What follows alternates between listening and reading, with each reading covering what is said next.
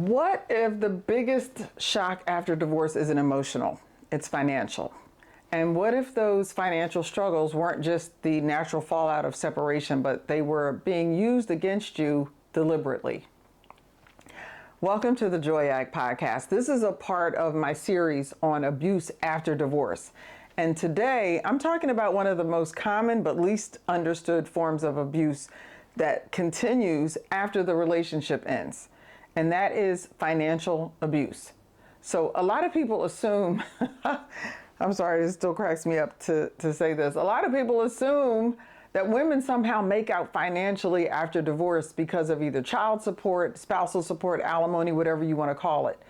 But the reality is, for most women, especially professional women who are also moms, their reality is very, very different. That is not the case. And I would say that for a lot of women, it's not the case, unless you are in a particular tax bracket and have particular circumstances where you just happen to end up with somebody and you have both created a lot of wealth and you end up wealthy afterwards. Most women do not get rich or end up financially better off after a divorce. It's just not the case. So later in this episode, I'm going to talk about what you can do to protect yourself. I'm going to talk about what financial abuse even looks like, how it impacts women, how it can show up. I'm going to start off in a minute about defining it, but I'm also going to get to things that you can do. Welcome to the Joy Act. I'm Dr. Lisa Summerhour.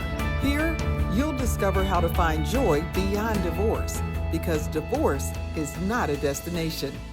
Financial abuse is whenever money, credit, or resources are weaponized to control, punish, or intimidate you, even after the divorce is final, okay?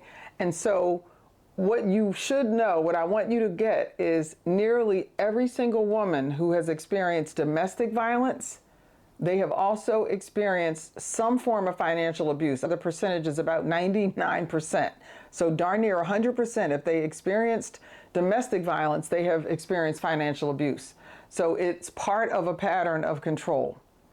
Now, financial abuse can show up in a couple of different ways. One of them could be child support. Child support's more specifically manipulation of child support. So late payments, no payments, refusing altogether, even though they've been court ordered. Matter of fact, nearly 1 in 4 women who are supposed to be receiving child support get nothing, zero, zilch, nada. That's a quarter, 25% of the women who are supposed to be getting child support. They're not getting anything. In 2022, that was more than $12 billion in unpaid child support. Another one is spousal support manipulation. Spousal support manipulation. And I'm not here to debate whether or not somebody should or shouldn't have gotten spousal support, if she should get a job, if he shouldn't have to give. That is not what this show is about. It is about the fact that people use their finances as a power trip. It's an extension of the abuse that these people were probably already living under. So spousal support, again, it could be a delay in paying. It could be reducing what they're going to pay. They're supposed to do this and it's only partial. Or again, they could just flat out refuse to pay alimony even though the court ordered it. So it keeps you stuck financially. This one is one that I don't think a lot of people are prepared to hear. I understood it after I heard it, but I don't think I had a word for it, a term for it. And that's employment sabotage. This could be the harassing telephone calls at work. It could be showing up at your job to cause a scene. It could be showing up at your job and nobody even know that they're causing a scene because it may just look great. And if nobody at your job knows that you've been having real problems, or they think, oh, you're divorced, so everything is fine. You know, people come and drop off flowers, they leave all these things, and people think, oh, they're trying to get back together. And you know that this is actually harassment. It could be as bad as them spreading rumors to your colleagues, or even interfering with client work, with contracts, you know, with things that they have access to, and they're interfering with that because maybe they're even reaching out to clients. The extremes that some people have gone to are pretty unbelievable. Now, how this ends up being financial abuse is because if you are getting harassed at work, if you are mentally and psychologically just stuck and stressed out and full of anxiety, you are not positioned to go in and try to seek a promotion. You are not in the frame of mind and may not even have been able to maintain your previous level of productivity, your reputation or whatever, to even ask for a salary increase. And so this now jeopardizes your performance, your ability to excel in the workplace, which therefore is going to jeopardize your ability to move up in the workplace. And these tactics, when it's done, this is intentional, people. I'm not talking about, oh, it's being misunderstood. That's not what this is. That's not what this episode is. This is abuse. So if you're watching this thinking this is ridiculous, then you're not understanding what this episode is about. This is about abuse, and financial abuse is a form of abuse. And so this is designed to shake you professionally, to mess up your professional standing, and to jeopardize your income or your ability to earn an income. All right. Another thing that you might see is credit and debt abuse. So maybe you had a joint credit card before the divorce happened, and you're responsible for splitting the balance, and they run it up. They run it up because they know they can afford to pay their part. You won't be able to afford to pay your part when that thing is split in half. Or maybe they refuse to pay debt that they had previously agreed to pay. Or they are deliberately doing things to just ruin your credit score. The thing about the credit score, as much as sometimes we don't want to have to, worry about what that is, when you're in a situation where you need to relocate, one person is getting the house, or maybe you have to sell the home and you need to find a place to rent, or you need to buy a new car, or even applying for a new job. Apartment complexes, building managers and potential employers do not often have to tell you why you didn't get the job. Matter of fact, for those of us who used to work in recruiting or employment and deal with HR people, we know that a lot of companies don't even send you a letter to tell you that you didn't get the job, because you just didn't get the job. And so you're not going to get something that says, oh, we did a credit report check and, this is what we found and that goes against blah, blah, blah. You're not going to hear that. So those are things that could be a problem if you have somebody who is intentionally trying to tank your credit. Then there could be legal and asset games being played, like hiding money, underreporting their income on the documents that end up having to get reported to court that are used to determine child or spousal support. Or they could do something like filing repeated motions in court to intentionally drain your savings and your energy. All right. Because going into this, they probably have a pretty good idea of what your finances look like. And they definitely have an idea if they already know you were stretched and stressed. And so sometimes it's even more direct. I'll tell you a personal story. One of my exes, we had been house hunting and we finally found a house and we put our good faith deposit down and we had sold his place. We're staying with family. And he was like, I'm not really comfortable staying with your family. Can I just get an apartment for now until we close on the house? And I was like, okay, weird, but I'm sure stranger things have happened. So we did that. And then I get a call one day and he has decided that he is not going to come to closing and he's not bringing his part of the funds with him to closing. So look, I can't tell you to this day if it was intentional to put me in a financial bind, but let's just be honest. If you're getting ready to go to closing on a house and you've got part of the money and you don't bring it, you know that it's probably going to put your partner in a financial bind. I had to explain to him, you could not show up and then we're both at risk for being sued. Because at this point, we've already got documents on the table. We've already signed some things. So I had to remind him of what was really at stake, that we were either going to buy this house together and figure out what was going to happen afterwards, or we were going to not end up at closing, or him not end up at closing and us end up getting sued. So it wasn't about logistics at that point. That felt to me like, that's a financial responsibility that you're willing to shrug and not have to care about what's going to happen to me as a result. So at that point, I kind of knew there were some problems going on there. The other thing that you could see is insurance and benefit manipulation. So canceling your health coverage or removing you, if you have children, removing the kids or whoever is listed as the dependent, those people or that happening, this is not just about paperwork. This could be thousands in uncovered medical bills that have to come from somewhere if anybody has to go to the hospital, or losing access to just your basic general preventative care. So, huge thing to know about. Then there's what I'm going to call the co-parenting cost wars. So that would be refusing to split fees related to the kids' schools. Could be medical bills, could be fees related to extracurricular activities. The kids are in a soccer league, or they go to a local community center that has a monthly fee, or whatever it is. But it's creating chaos over even what look like minor expenses, but they're not minor expenses when you're on a really tight budget and having to take on an expense that your ex was supposed to pay. You weren't prepared for that. It could throw off everything for the next couple of weeks or a month, right? And the reason these things hit so hard is because financial abuse doesn't just drain your bank account. It's not just a financial drain. It's an emotional drain. Now, physically, wow, the sleepless nights, okay? The sleepless nights, because even when I got in the house and realized that my ex wasn't moving in with me, I was now living in a house that we talked about raising kids in, and this is going to be our forever home. I'm living in this house on this lot, and now I'm in here by myself, and I got to figure out how I'm going to make ends meet, right? Thank God that where I was working and what I was doing at the time, I had decent income coming in. But the sleepless nights that I can talk to you about, walking around that house at night in the dark, just trying to figure out what the heck is going on and crying, yeah, that was me, been there, right?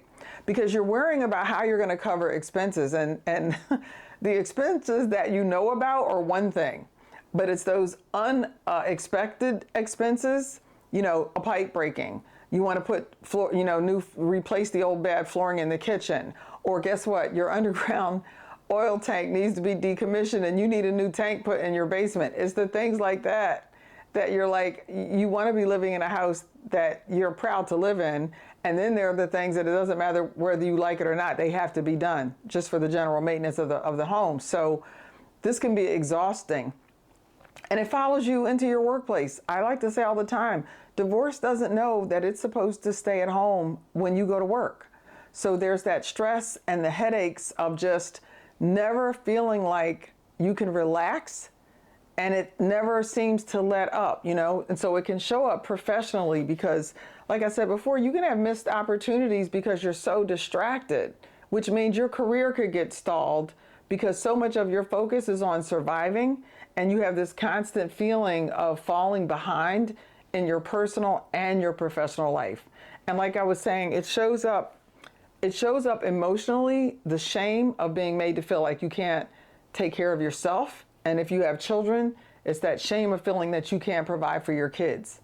This anxiety of never knowing if the support that you are expecting, because it's been promised, it's been court ordered, whatever it is, you have that anxiety every month hoping that it actually shows up. Is that money going to be in the account? Is the check going to show up? Are they going to drop it off?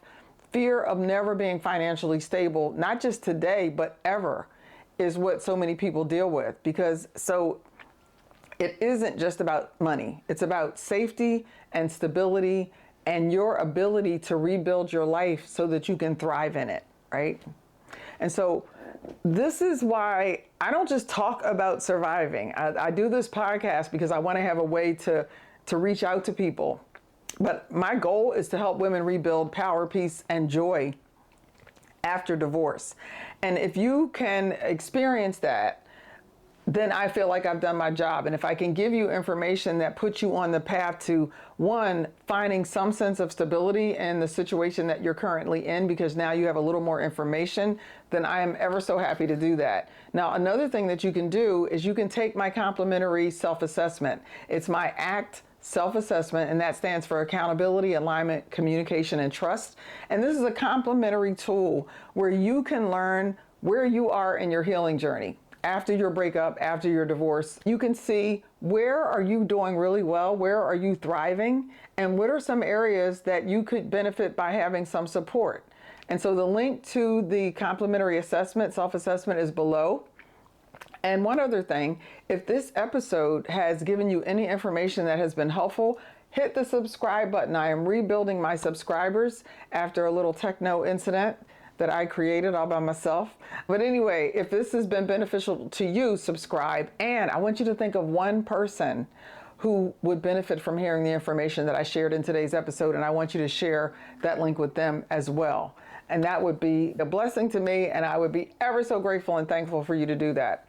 So what you can do right now, if you suspect or you know that you are dealing with or facing financial abuse, here are some practical tips.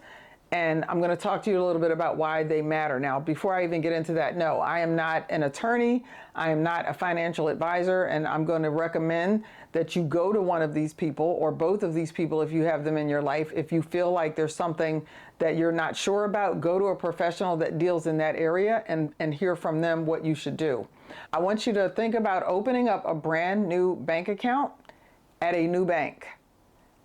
At a new bank. Okay, so I know maybe you've been shopping at the same bank for years and years and you can't think of, everybody in there knows you. Think about a new bank. Think about a savings and loan, or are they still around? A credit union? Think about, you've got other options other than banks. And the reason I'm telling you to do it in a new place, because your ex may have had access to your old accounts and may still have access to some of your login information if this has not been in the forefront of your mind, that it might be a good idea to change these things. Or they could have old checks or direct deposit details, any of these things. And a new account at a different bank is the thing that will sever all of those ties and protect you and protect your income. Be sure to change every single password that you can think of and make it stronger. Use that two-step authentication process that I don't like, because I just don't like that second step. But yes, for the most part, on most things, I do use it, because the recycled passwords that you've been using over and over again that you thought were so cute and all you did was change the last number, yeah, your ex might remember that that's what you do, right? And so if you have a two-step authentication process, it's going to make it almost impossible for somebody to just haphazardly end up into your account. So new accounts at new banks or new banking location, and new passwords everywhere across the board on everything that you have, okay? I did an episode a couple of weeks ago on digital abuse, and that was a huge thing. All of your devices, all of your apps that you use. If you are an entrepreneur, if you're a business owner, then you probably have websites and funnel pages and all sorts of things on your computer that have their own passwords. And yeah, you want to go in and change those. One thing I will recommend that I do use personally, I use a passport book now. I stopped using, two reasons. I stopped using the online password storage apps. I'm nothing against any of them. I'm sure they are fine. One reason is I locked myself out of mine. Not even my two-step authentication, my code, that 12-digit code, could not find it anywhere. So I literally locked myself out and I couldn't get access to any of my passwords and I had to start over. But the second reason I did it is I had a friend who's also a former coach of mine who has been hacked twice. And so her and all of her team use a password book. And they have to write all the passwords down in the book, and that's where they keep them, okay? So figure out what's going to work for you, but that's an option, okay? If they guess your password, the two-step authentication process is there. But if you're really concerned, you can keep it in a book. And when you travel, you only take the passwords that you think you're going to need. And worst case scenario, you set up for a new password if you're traveling and you don't have your book with you. And that way you don't have to worry about losing the book either. Here's something else you can do. Monitor your credit reports regularly. What is regular? I don't know. It depends on how busy you are. Is it once every 6 months? Is it once a quarter? Figure that out. But what you want to be able to do is make sure that your credit score is not being trashed, because that could keep you from being able to rent an apartment if you need to. It could keep you from getting a car loan. It could even keep you from passing a job screening, and you may never know because they don't necessarily have to tell you that it was because of your credit score. Another thing that it will alert you to is if there's anything going on your credit score, and I can give you one more safeguard for that. You can actually contact the credit bureaus and lock your credit And so the only way that any new application or any new thing can be done under your name, your Social Security, is they have to contact you to get approval per. So basically it locks up your credit so that no new credit can be open for you. And the reason I know that is because my mom had it done. And so when we travel or she's going to use something or make a big purchase, she has to notify them that that's going to happen. If she's going to open a new account somewhere, she has to notify them or it's not going through. Another safeguard, document absolutely everything. Missed child support payments, missed alimony or spousal support payments, missed registrations for your kid playing basketball at the Y. Your kid needed uniforms or equipment for a sport and your ex was supposed to cover it and they didn't do it. Write everything down, text messages and emails. Why?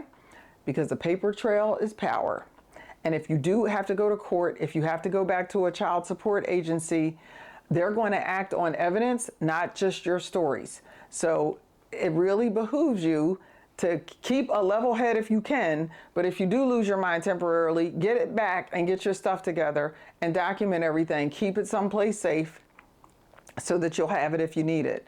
And your record is going to prove that there's a pattern. You know, if something does happen and it has to go that far. You can work with child support enforcement if payments aren't coming. If it's been allocated or been required because of a court order, then they're going to have a record and they're going to take the responsibility of trying to find him. So try not to get yourself in the middle of all of that, but let them do it. They have the ability to garnish wages or intercept tax refunds or even suspend licenses to enforce payment. And I know this stuff sounds harsh. You know, I really don't, like the idea of making somebody's life more difficult. You know, if somebody's license gets suspended, that means that could jeopardize them going to work. And at the same time, I'm reminding myself as I'm reminding you, if you're hearing this going, that's not right. This is about people who are being abusive intentionally.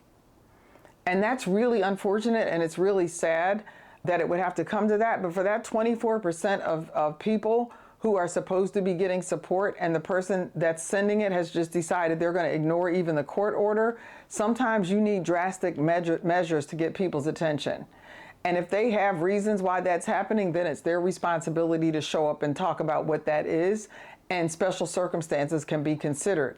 But sometimes this is what we're left with. And I've seen women over and over again who have had to struggle. I've seen the ones who never took them to court for child support. My mother was one of those. And she said, and the good thing about that was I never had to worry about sharing custody, right? So there's that. She didn't keep us from him or keep him from seeing us. We were always accessible and he was always available and invited to visit and call and all of those things. But she wasn't ordered by the court to have to share custody. The benefit that we had is my grandparents made room, you know? So yeah, at one point there were 10 people living in my grandparents' house because my mother came home with 2 kids.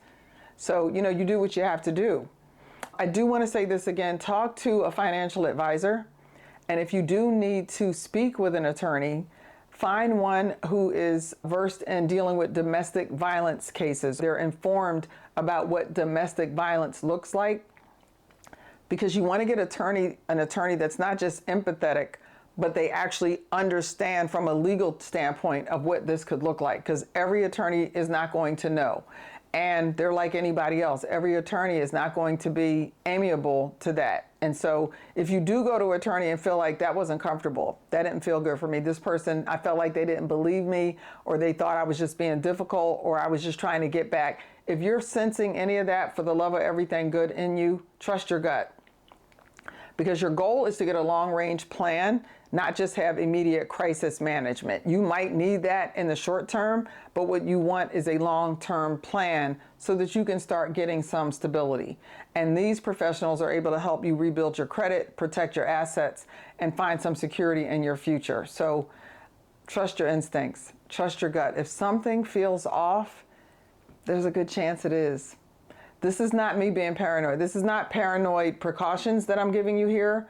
These are safety measures that are here to protect your peace and give you back your independence. That is what the goal is here. You might be wondering if you can go to the police about any of this stuff. And in some cases, you absolutely can. So look, if somebody has committed identity theft, absolutely, you want to report that. If somebody is opening up accounts in your name, and this is for the people who were like, this is so extreme. This is what we're dealing with when we're talking about financial abuse. It is the extreme, okay?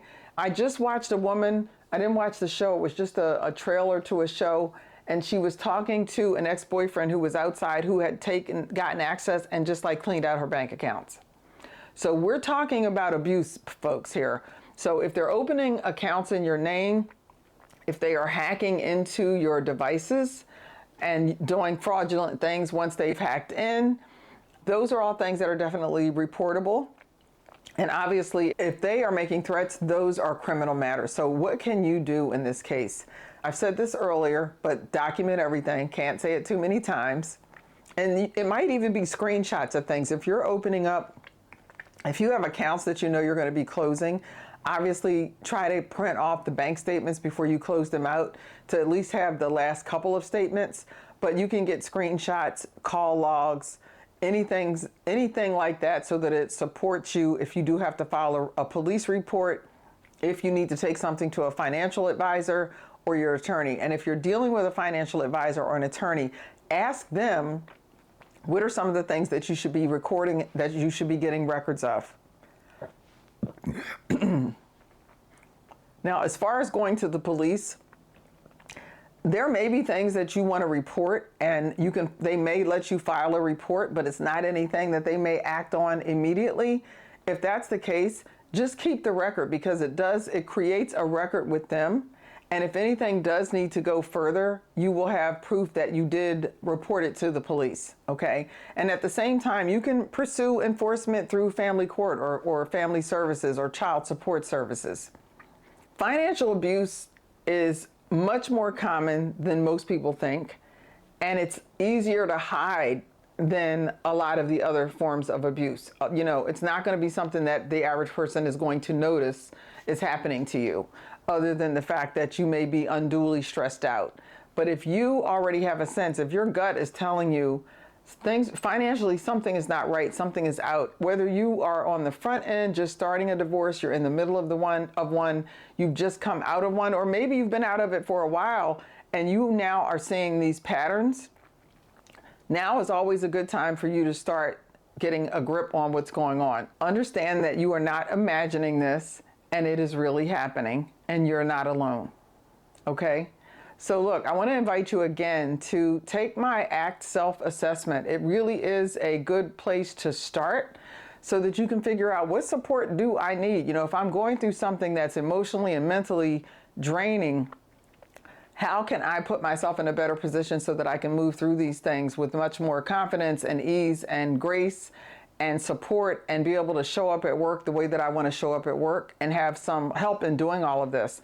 Take the assessment and see where you are and see what other things are available to you. And if you're ready, and when you're ready to go deeper, I'm going to invite you to do my masterclass, 4 Essential Steps to Creating Joy After a Difficult Divorce. And this is where you actually begin to rebuild that safety and stability and the confidence that you want. So it's not just for your finances, it is for your entire self. I hope this has been beneficial to you, and I will see you on the next episode of The Joy Act. And in the meantime, act in joy, because divorce is not a destination.